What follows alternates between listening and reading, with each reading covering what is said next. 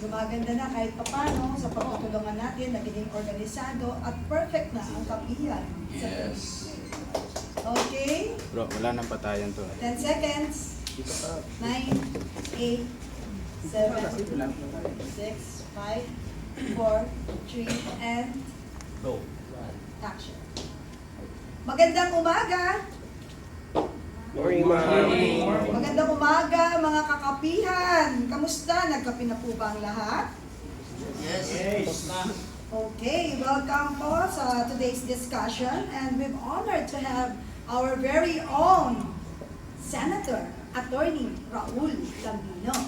Kabaka po, kabaka. And of course, ang batang-bata na si Dr. Richard Mata, atin din po senador. Kahel natin, kahel. Kalusugan. And they are our esteemed guests. But let's give them a warm welcome. Welcome natin silang lahat.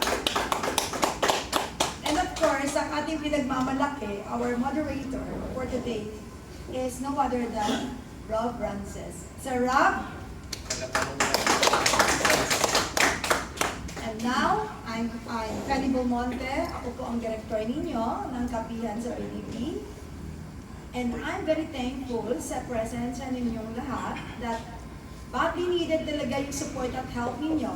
Whether you like it or not, you must do it as Filipino for us. What? Yes? Parang lumalabas doon. Echo. Okay lang ho yan. Basta maganda tayo sa camera, okay lang yan. Kahit ano. And let's get the conversation brewing.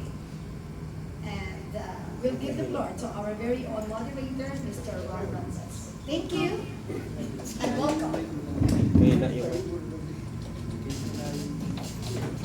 Alright, so good morning po, no, everyone. Backgrounder lang kung about this episode. Because actually, medyo, I came from another country, tapos kailangan ko umuwi. But at the time, we were communicating about ano gagawin natin ngayon sa kapihan. So I said, I think we'll cover very good topics. Number one is yung Supreme Court, the final ruling, no, to clarify some of the issues na ni-raise. And secondly, yung health ng presidente natin. Tapos ako mismo pumili kung sino dapat yung mga magiging panauhin natin. Na hindi naman panauhin kasi they're already part of our family dito sa PDP. In fact, sinabi ko pa, pag hindi sila, uwi na lang po ako. So, I really know that this episode is going to have a lot of value to all of you, sa mga nanonood po, sa mga vloggers and also media na nandito, nakasama natin ngayon. So, in the next couple of hours, sundan po natin, no, ang magiging diskusyon natin patungkol sa mga issues na tatalakayin natin ngayon. Alright, so there. Handa na ba kayo? Handa na po. Ayan. So, palakpakan naman natin, no, si Captain. Okay. So, una muna natin tatalakayin yung yung Supreme Court na final ruling, okay, on the impeachment against VP Sara. Alright? So, and we have here Attorney Lambino na magbibigay sa atin ng, insights para mas malaman natin. Kasi ang nakikita natin ngayon sa media, parang one-sided lang na presentation. Tama ba? Pero ngayon, meron tayong opportunity na makita natin ano talaga yung totoong naging ruling ng Supreme Court. So, yun po yung pinakauna ko pong tanong sa inyo. Paano po natin ipapaliwanag dun sa ordinaryong mamamayan na nakikinig sa atin ngayon, nanonood sa atin ngayon, anong exactly yung naging desisyon sa final ruling ng Supreme Court? Attorney Lambino. Thank you, Rob.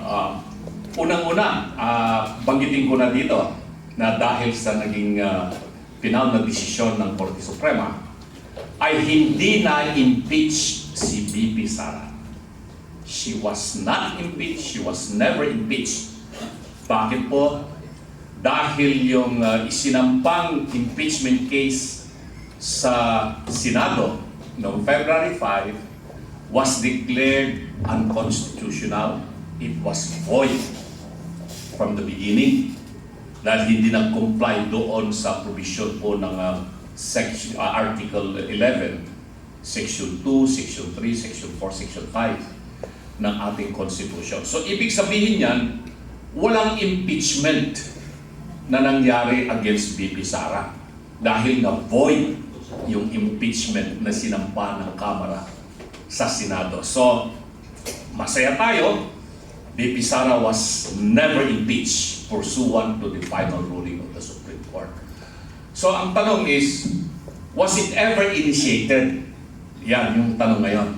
Nagkaroon ng initiation, sabi ng Supreme Court, based on the July 25, 2025 decision. And with finality, inapheld nila in a motion for reconsideration, again by a unanimous vote of 13-0 with 2 justices of the Supreme Court. One did not participate, the other one was on leave. So 13-0 pa rin ang naging desisyon. Ano itong epekto ngayon, itong desisyon ng Supreme Court? Niliwanag nila yung rule on how impeachment can be called initiated. Meron ng mga naunang desisyon ng Supreme Court dyan, yung Francisco versus House of Representatives. Ito yung tungkol sa impeachment no, ni dating Chief Justice Hilario Davide of Cebu. And then this was reiterated in the case of Gutierrez versus House of Representatives. This was, I think, sometime 2011. And then this time around, clarified ng Supreme Court yan. Na tatlo yung process how impeachment can be considered initiated. Yung una, yung nandoon, napapaloob yan sa provision po ng Article 11, Section 3, subsection 2 and subsection 3. Ito yung pagsasampa ng verified complaint and properly endorsed by a member of the House of Representatives at ipa-file po yan sa Secretariat ng House of Representatives. Yan ang first step na gagawin. Pag ito ang complaint ay naisampa, then this complaint must be put in business, in the order of business within 10 session days. Within 10 session days yan. Hindi calendar days. Kung ano yung session days yan, nasa rules of the House of Representatives yan. Kasi kung ang session days nila is Monday to Wednesday ba or Monday to Thursday ba? Depende kasi sa tempo ng kanilang ginagawa. Kung minsan maabot silang session sila hanggang Friday rin. No? Basta binibilang dito 10 session days. Kailangan maisama sa order of business. Then, pag naisama sa order of business, the matter must be referred to the Committee on Justice within 3 days. Ito yung tinatawag natin 10 days plus 3 days rule. Once na i-refer yan sa Committee on Justice, then the first mode of initiating impeachment is already done. Yan ang first mode of initiation. Yung second mode of initiation, that is provided for under subsection 5 of section 3, article 11. Ito yung tinatawag nating 1/3 of the total membership of the House will endorse the impeachment complaint, verified impeachment complaint.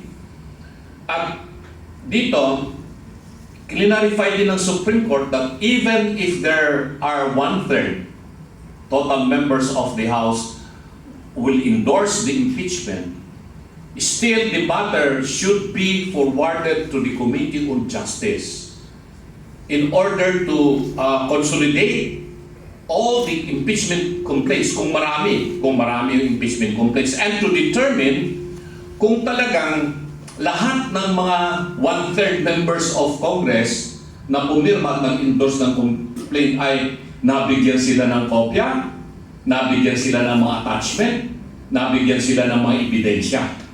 And this matter now will have to be consolidated by the Committee on Justice, papadala pa rin sa plenary, and then the plenary will forward that immediately to the Senate, which will now undertake trial in the Senate. That is the second mode. Ano itong pangatlo?